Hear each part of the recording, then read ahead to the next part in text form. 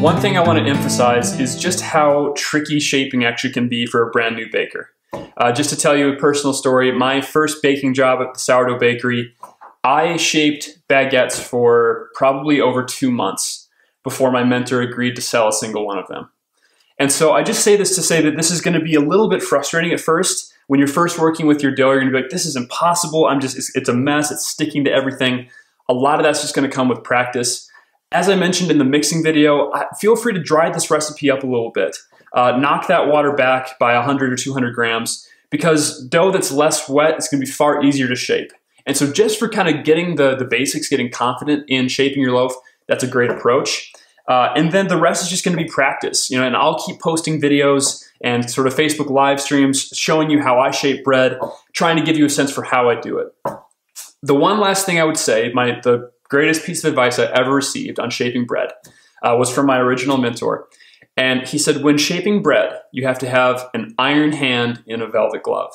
And that image has always stuck with me. So I think when we first start working with dough, I think we're a little bit too gentle, like we're a little cautious. We don't want to tear it. We don't want to hurt it. You've got to be pretty firm. You want to push this thing in the direction that you want it to go in.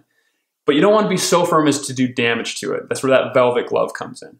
And so that's kind of the image that I just would recommend holding in your mind when you go to shape this thing. Be confident, be assertive, like, you know what, I'm going to be firm here. And with practice, I promise you it's going to get easier. So once you've accomplished your pre-shape, you have a couple of options. You could actually put this on a cutting board and put this back in your refrigerator to let it hang out for about an hour if you wanted to, if you have other stuff to work on. You could let it hang out on your workbench as well. It's going to come to room temperature that way. It is going to proof a little bit more that way as well. Also though, as long as this dough is completely proofed and nicely risen, I don't really see a powerful reason to continue to rise it at this point. So once you're ready, I kind of let my pre-shape hang out for about 15 minutes just to kind of let it relax again.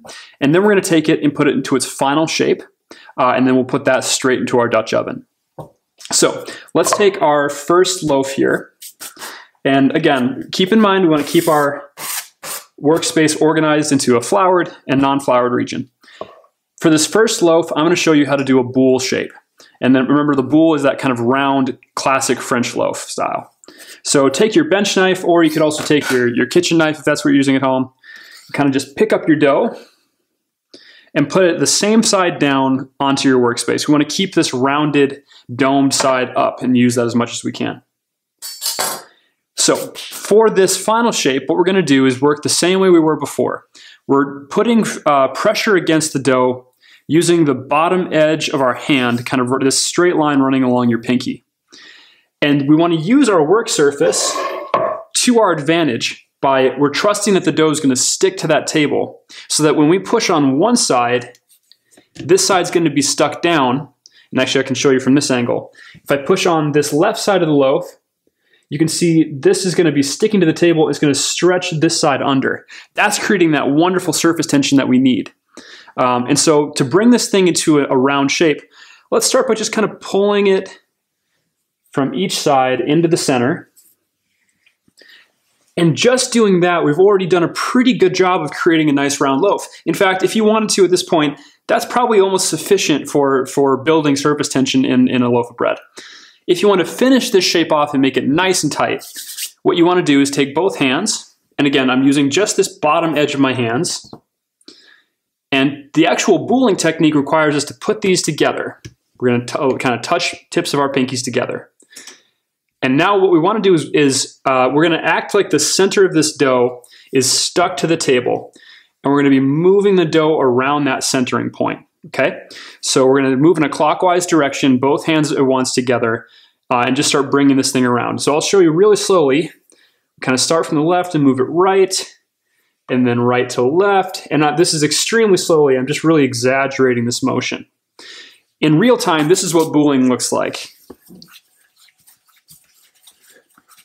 Now, what I'm doing there, you can see, just doing that a little bit, you can see all these stretch marks. The gluten's getting really developed there. You can even see little pockets of air starting to form around the outside, which is an excellent sign that our dough is fully risen and we have a lot of surface tension in there. I want to pause here for a second and go over the order of steps that you want to do if you're baking 2 loaves of bread in one afternoon like I am. Typically, I will pre-shape both of them, let them rest. I'll put one into its final shape. I'll leave the other one pre-shaped and cover it up with a towel. And then I'll shape and score and bake this one. Once this one's done, I'll do the final shape and the score on the second loaf. So if you're following this at home and you've already shaped your boule or batard and you're wanting to score it and get it into the oven, I recommend jumping to the next video on scoring. That way you can keep up with us on the go.